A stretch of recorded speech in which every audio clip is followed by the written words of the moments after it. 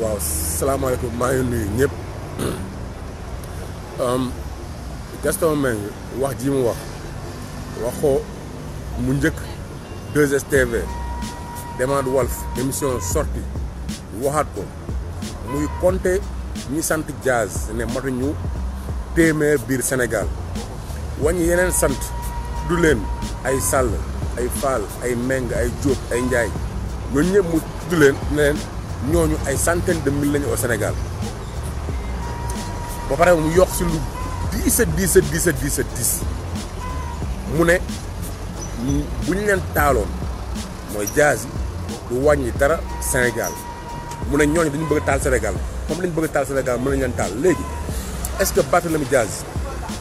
moom dafa ànd ak ay Diaz waa famille yëpp nekk benn parti di woote xeex déedéet am na ñoo xam ne sant nañ Diaz nekk ay xale am na ñoo xam ne sant nañ Diaz ay bébé am na ñeneen ñoo xam ne ay mag ñoo xam ne xamuñu sax Barthélémy Diaz ñi ngi Casamance ñi ngi Kédougou ñi ngi feneen ak feneen ñooñu ils n'ont rien à voir dans la politique papa Barthélémy Diaz PS la bokk et je pense que moom mi ngi ci mouvance présidentielle donc bu ñu demee ba si biir dëkk ñuy caractériser ay nit parce que seen judd seen sant seen melokaan loolu c'est très grave li ñuy politique yëpp man ay doomu Macky Sall ak ay sant ak ay li du mu ko dugal si suñuy wax te kenn war ko dugal si suñuy wax lépp lu ñuy am ak lu ñu war a discuter mooy différence d'opinion ku si nekk am nga sa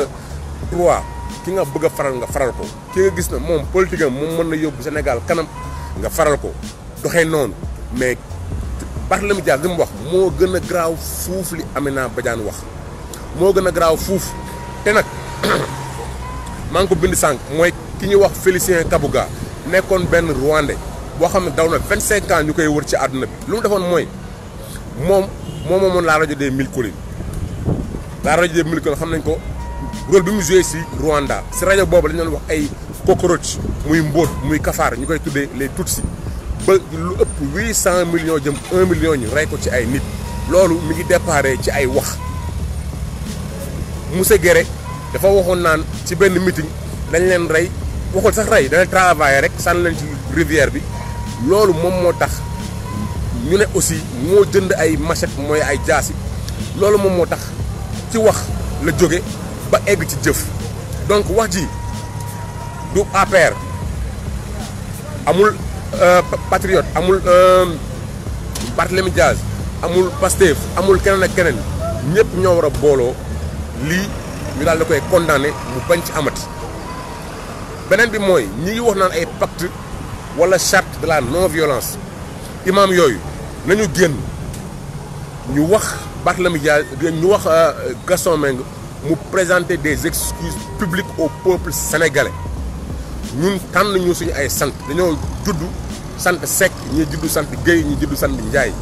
et mënuñu nit nga xëy bund xataal wala nga koy teg dara parce que dafa am lu mu sant li mu wax dafa rëy nag te rëy na trop léegi nag comme ni ko nit ñi defee woon si Aminata Badiane presse bi nañ ci wax ñi nga xam ne ñoom ñooy leader d'opinion yi nañ ci wax ñi nga xam ne ñooy association yi nañ ci wax bu jaree ñu def pétition gars yi signé ko ñu wax si pour que Gaston Mbengue lii mu wax génn ko si gémmiñam mu rëy trop mu dellu si ginnaaw ñu xam ne ñun ñëpp ñoo bokk ndey bokk baay te lu ñuy bëgguma Macky Sall nekk président am naa droit bi bëgguma kii nekk président am naa droit bi bëggul Sonko nekk président am na droit bi bëggul Barthélémy Diaz nekk maire Dakar am na droit bi mais di ko xalaat ndax dafa sant Diaz loolu dafa ëpp et dëkk bi fi ñu toll ak fi ñu jóge ak li fi amoon war a fi amaat donc ñu déggee ko noonu nit ñi nañu jóg parce que wax ji wax na ko 2S mu jàll tey la doon def làmbam mi ngi xam naa mi ngi stade gars yi wër ko gars yi jox xaalis Sénégal mu nekk di def lu ko neex ba pare di saaga ay nit taal la ko ci seen ay sant loolu nag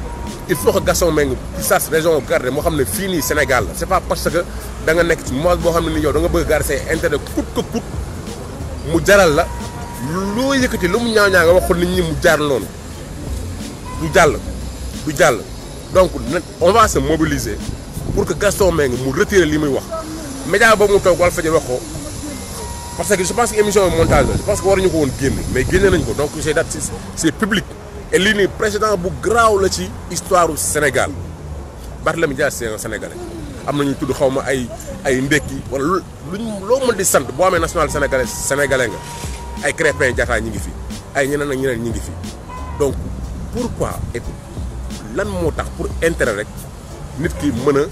xaas ñoom Barthélémy Dias si seen sant une fois de plus on va se mobiliser pour que Gaston Mbengue il présente des excuses publiques mu baalu ak ñëpp ak sénégalais yëpp parce que sénégalais yëpp la bokk saaga parce que ñun ñoo bokk ñëpp sant comme ni ko nit doon waxee moom Mortalla Dias la ñun Mame As Dias keneen ak keneen Dias parce que duñ bàyyi benn minorité parce que loolu génocide la moo tax ma utiliser terme génocide bu nekkee dañuy jël ay nit parce que ils sont minoritaires ñu wàññi leen ñu gën a tuuti si askan ñu ne dañ leen di rey parce que taal la wax parce que bokkuñu race comme ni ñu defoon juif yi ak sa ensuite ak deuxième guerre mondiale ni leen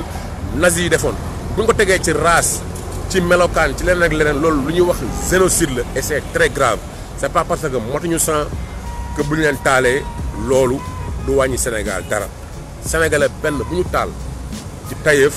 sénégalais yëpp la ñu rey jërëjëf.